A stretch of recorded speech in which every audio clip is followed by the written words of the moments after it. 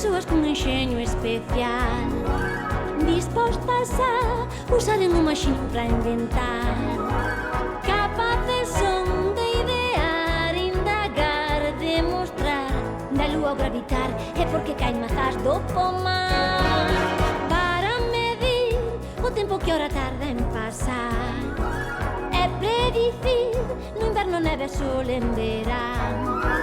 Un esplendor sen igual, tan radiante e real, que ofrece benestar e ansias de soñar. Eles armaron pancas para o mundo elevar e colocaron astros alrededor para xogar. Xiran que xiren as rodas da locomoción e tamén as do tren que avanzan cara adiante. Vai ben, así van para inventar, non paran nunca de discorrer, por saber máis sobre esta terra que hai que soster. Para inventar, para descubrir.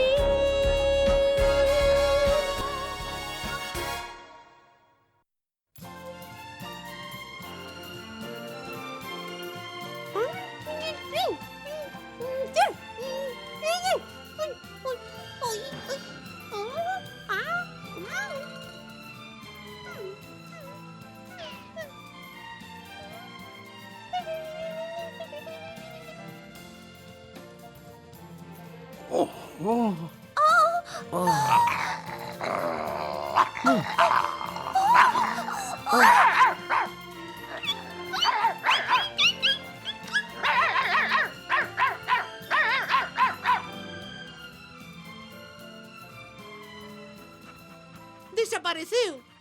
De onde saiu? Dai.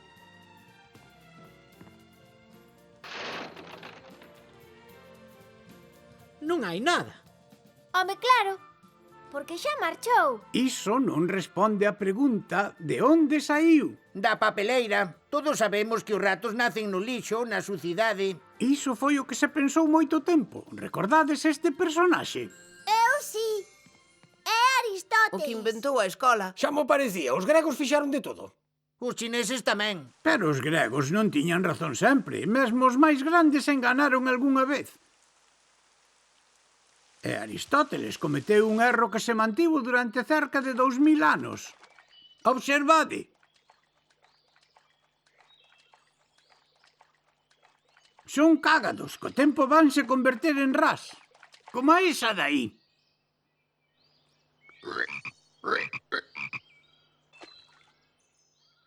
Sen embargo, mestre, os animais teñen crías que se lles parecen. Un poldro ven dunha egua, súa nai.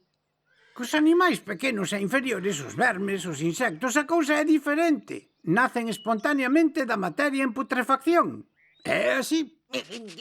Unha pulga é pequena, pero agora xa sabedes que hai estruturas moito máis pequenas, 100 veces, 1000 veces, 1.000.000 de veces máis pequenas. E fixo falta tempo para descubrir ese mundo novo microscópico. Imos ver todo iso xuntos.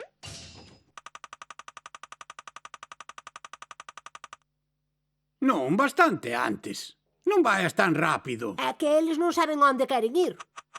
Ao 1665. Si, iso é, en Holanda. As teas holandesas son as mellores do mundo, señora. Non hai outras teas como as que fabricamos en Delft. De feito, comprobe vostede mesma a calidade. Anthony.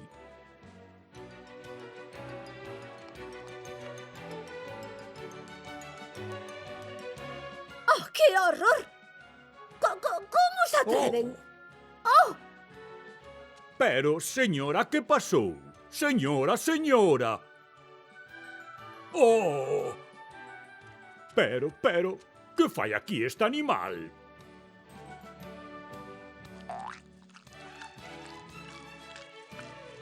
Oh, é unha couza, señor.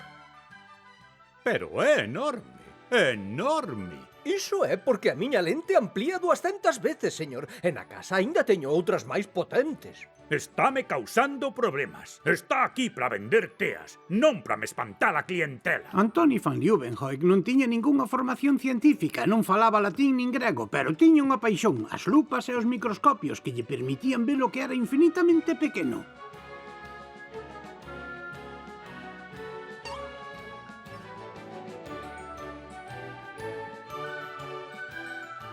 Aumento de 500 veces. 500 veces. Sí, con isto vou descubrir o mundo dos seres infinitamente pequenos.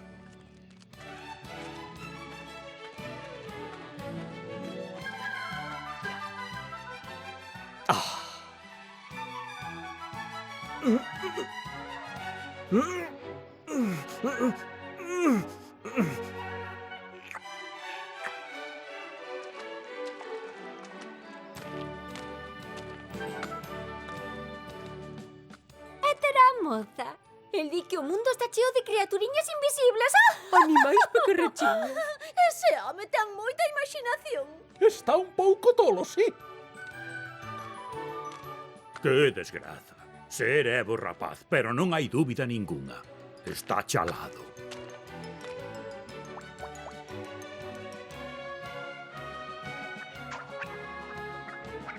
Son auténticos seres vivos, moi numerosos, e hai tantos nunha gota d'auga como habitantes ten Holanda. E están aí logo por xeración espontánea. Será certo, xa que é Aristóteles que no di. Outra carta de Holanda. Antoni van Leeuwenhoek conseguiu ver no microscopio o animálculo que lles dá vida ás persoas. Escandaloso. Ofensivo! Non, señores, debemos admitir a existencia de animais minúsculos invisibles a simple vista.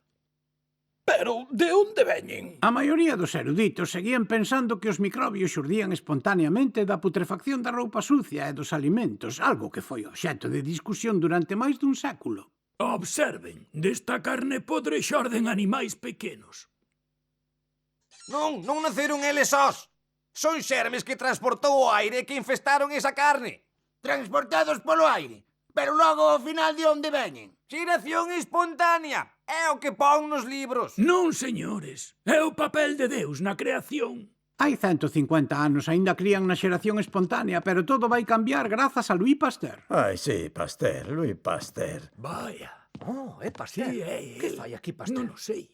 Señor Pasteur, foi vostede aceptado no bacharelato de ciencias, a pesar da súa mala nota en química. Non sei realmente que carreira aconsellarlle. A pesar das malas notas, Pasteur obtén un doutoramento en ciencias e acaba sendo profesor de química. Observen estes dous frascos. O líquido é claro, de maneira idéntica. Pero un está tapado e outro non. Imos esperar uns días para ver o que pasa.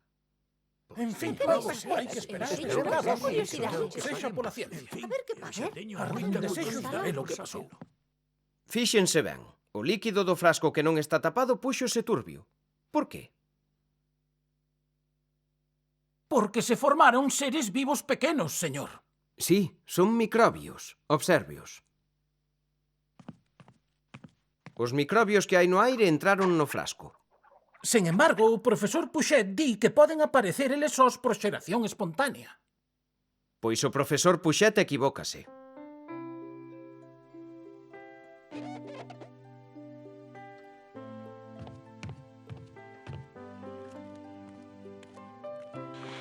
Que está facendo, señor Pasteur? Aspiro ao aire da cidade que contén organismos microscópicos, señor Pouchet.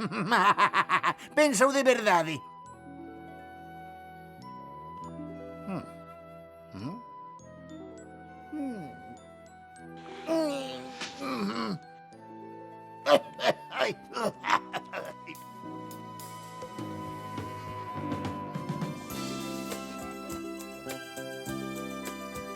Estaba seguro, son os mesmos microbios, os do aire da cidade, que se multiplicaron. Estaba máis ca seguro.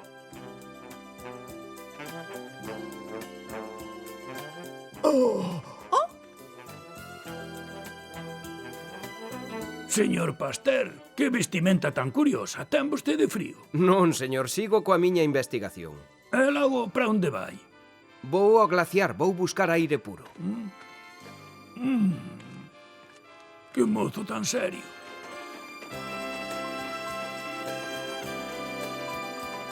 Imos ir moito máis lonxe, señor Pasteur. Ata chegarmos ao aire puro do cume.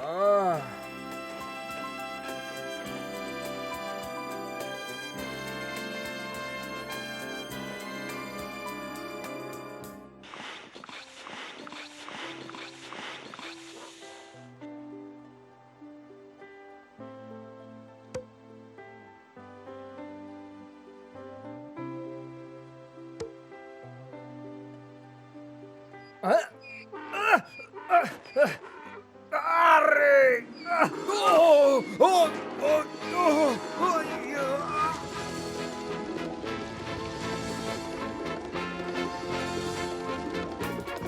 Señor Pasteur, espere, espere aí! Ai, miña nai! Señor Pasteur, está aí! Escóitame!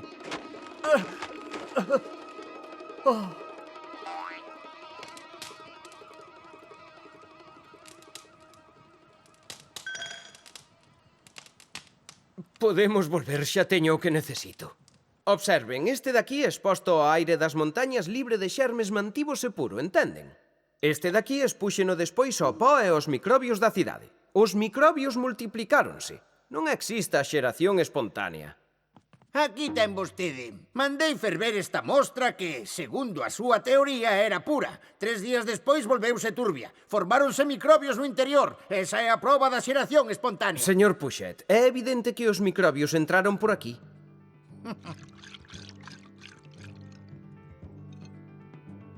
E estes microbios, señor, poden transmitir enfermidades. E podedesme crer, naquela época era unha teoría absolutamente revolucionaria. Estes microbios transforman o azucre das uvas para dar viño. A ver.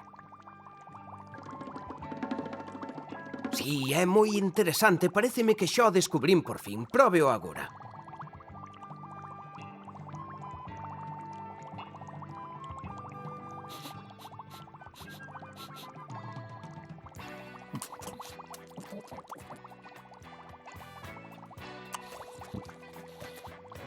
E estes microbios transforman o viño en vinagre. Adiante.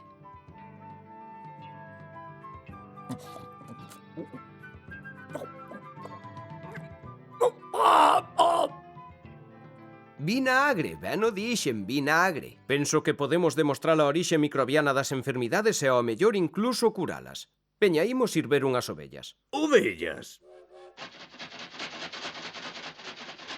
É un desastre. Señor Pasteur, morren máis ovellas. O sangue volveselles negro. É unha desgraza. Se puidase facer algo por elas. E as galiñas morren. Ai non, as galiñas aguantan. Curioso. Veña.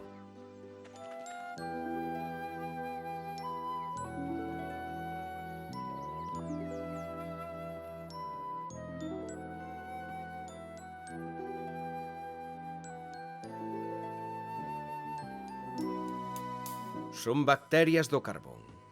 E morren milleiros de ovellas por elas. Imos combater esta enfermidade. Decátanse de que esta enfermidade non lles afecta ás galiñas? Paréceme que sei por qué. As galiñas teñen o sangue máis quente. Polo tanto, esta bacteria non soporta a calor. E como podemos estar seguros diso? Vai a buscar unha galiña. Non, 2 mellor.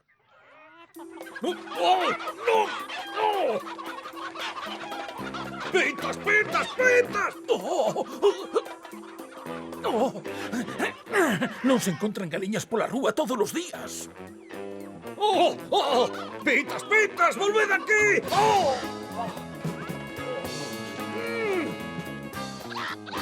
¡Quieta aí!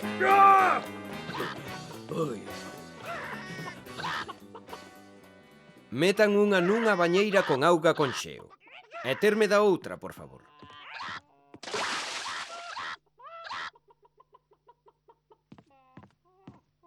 Moi ben. Xa verán. A galiña fría vai coller a enfermidade do carbón. E a esta non lle pasará nada. Xusto o que eu pensaba. Xa sabemos como debilitar a bacteria. Quentando. Vamos preparar unha vacina. Señor Pasteur, O señor Rosiñol, o veterinario de Puli, reta a vacinar as ovellas contra o carbón. Acepta vostede? Acepto o desafío. Pero aínda non estamos preparados. A vacina non é segura. Eu sí que estou seguro, señor Roux. Decatades vos, rapaces. Pasteur estaba arriscando a súa reputación, o traballo de toda unha vida. A súa vacina aínda non se probara nunca e aceptaba facelo en público. Facía falta ter moito valor, non?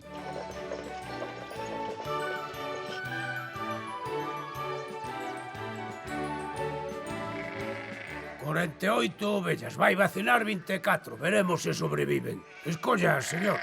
Escollas vostede. A miña vacina non ten preferencias. Estas. Non, esas non, as outras. Non, esas.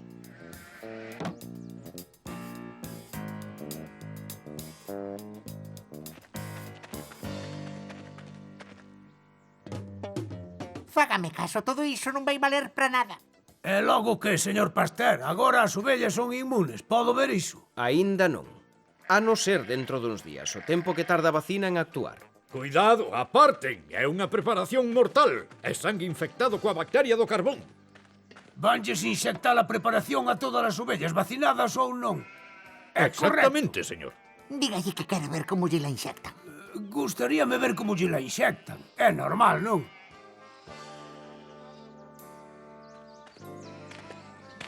Xa verá que divertido vai ser.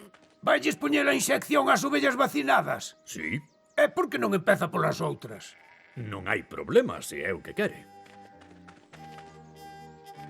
Non, o que quere é enganalo. Non, mellor por estas.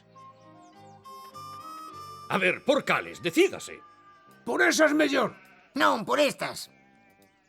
E por que non empezo por vostedes dous, señores? Non están vacinados. Así estaremos seguros do resultado. Hai que esperar 2 ou 3 días. E despois? Despois, esas ovellas morrerán do carbón e esas van sobrevivir. Volvo dentro de 3 días. Non teña medo, todo vai sair ben. ¡Viva, señor Pasteur! ¡Viva Pasteur! ¡Gracias polo seu traballo! ¡Viva Pasteur! ¡Sí, señor! ¡Sí, señor! Mire as que non estaban vacinadas. Morreron. E mira as que estaban vacinadas. A fama de Pasteur dará a volta ao mundo, pero aínda lle quedaba unha etapa que superar, a máis difícil, curar as persoas. Os médicos ignoraban que podían transmitir os microbios dun enfermo para outro, e a xente morría a milleiros por culpa das enfermidades infecciosas. Señor, ten que desinfectar ese instrumento con calor. Arriscas a transmitir a enfermidade dun enfermo a outro. Que? Señor, como se atreve a darme consellos? Vostede non é médico. Non é máis que un pobre químico de pacotilla. Pero sei que os xermes transmiten enfermidades. Parvadas! As enfermidades producen os xermes. Non lles queira ensinar medicina aos médicos. Señor, se eu tivese o honor de ser cirurxián, non utilizaría máis que instrumentos dunha limpeza impecable. E tamén tería cuidado de lavar moi ben as mans.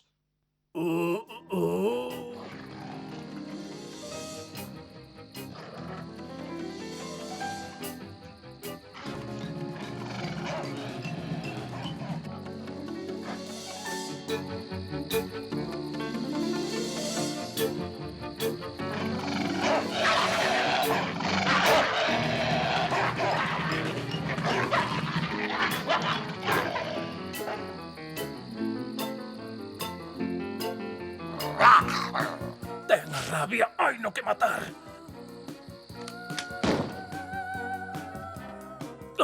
Teño sede, teño sede.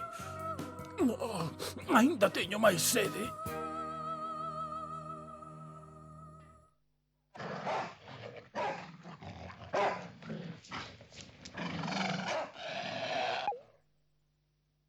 Non se ve nada, nada en absoluto. Se cadra non é un microbio, podería ser un veleno. Estou seguro de que é un microbio. Ataca o nervio e sobe lentamente ata o cerebro desde o sitio da mordedura. Observe, se yo inyectamos directamente no cerebro é unha morte instantánea. O microbio é demasiado pequeno para poder velo, mesmo co microscopio.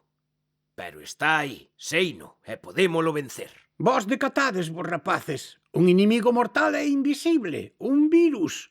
Hoxe sabemos que é o virus da rabia. Ninguén o podía ver cos instrumentos daquela época, pero el sabía que estaba ali. O microbio da rabia atenuado debería protexer o can contra a infección. Ímolo ver.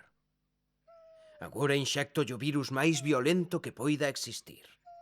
A vacinación foi un éxito. Este can está san, señor Ru. Pero, e vacinar un ser humano?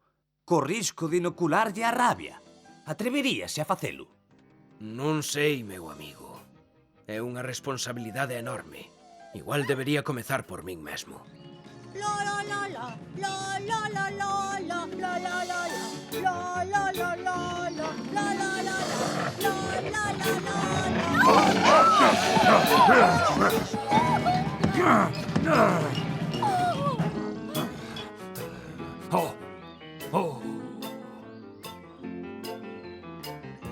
Oh, Deus bendito. 14 mordeduras dun can rabioso. O noso querido Joseph está perdido. Hai unha posibilidade. En París hai un home que fai milagres. Non sabes? Pasteur! O señor e maila señora Meister queren o ver. Veñen co seu fillo Joseph o que mordeu un can rabioso. É o destino que nos peta na porta. Que entren.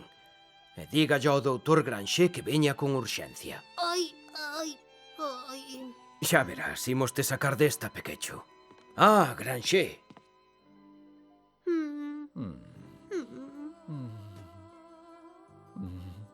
Moitas mordeduras, non hai case esperanza. Dentro de 2 semanas morrerá. Quizais haxa unha posibilidade. Está lista a súa vacina? Sí, pero é que non a probei en persoas. É a nosa única esperanza. Vou preparar as inyeccións. Hai que empezar a xiña. Vamos alá.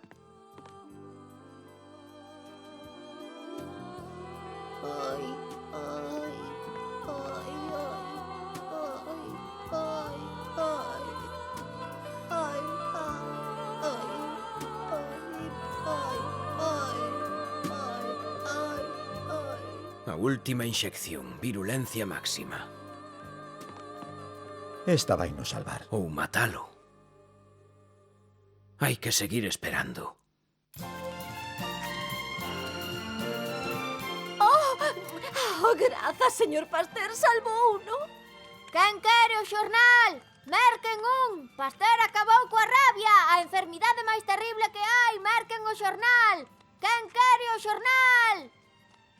Lean as novas!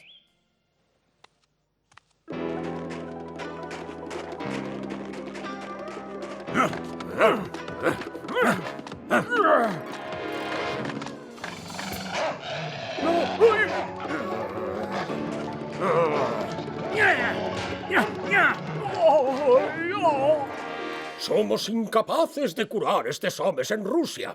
Penso que os hai que mandar a París, sonda Pasteur. El é o único que pode curar a rabia.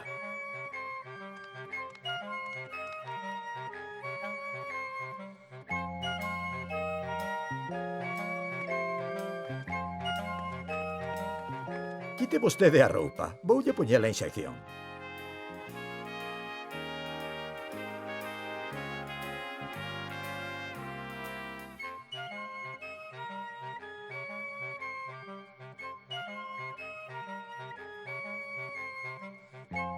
Está preparado, sí. Gotov. Harrison.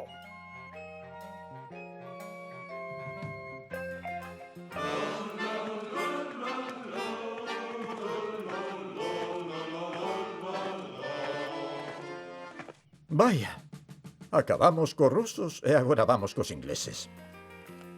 Abriuse unha recollida de fondos pro Instituto Pasteur. 5 francos, os meus aforros. Eu teño 50 céntimos. Eu podo contribuir con 5.000 francos. O emperador do Brasil, 1.000 francos. O tsar de Rusia, 97.000 francos. O sultán de Turquía, 9.000 francos. A señora Bosicot, 250.000 francos. Joseph Meister, 5 francos. En total, máis de 2,5 millóns de francos de ouro. Aquí imos poder traballar por fin a ensinar os nosos métodos. O señor Sadi Carnot, o presidente da República. Pasteur foi realmente o primeiro microbiólogo. No seu instituto combateron as enfermidades infecciosas máis importantes, a difteria, a peste, o tifo, a febre amarela, o cólera, a tuberculose, a gripe.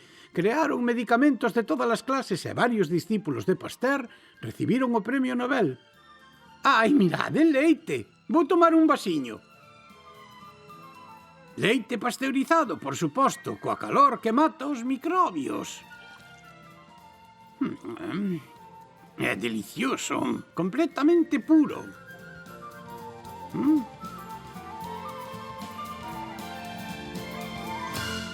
Les découvreurs façonnent pour nous des mondes meilleurs. L'œil vers le ciel, leurs pensées vagabondent ailleurs. Tourne-manège des étoiles, des planètes, des comètes. Voici que l'homme décolle, il va quitter le sol. Mes paroles, c'est qu'il s'envole. Demain, ils nous mèneront vers d'autres firmaments.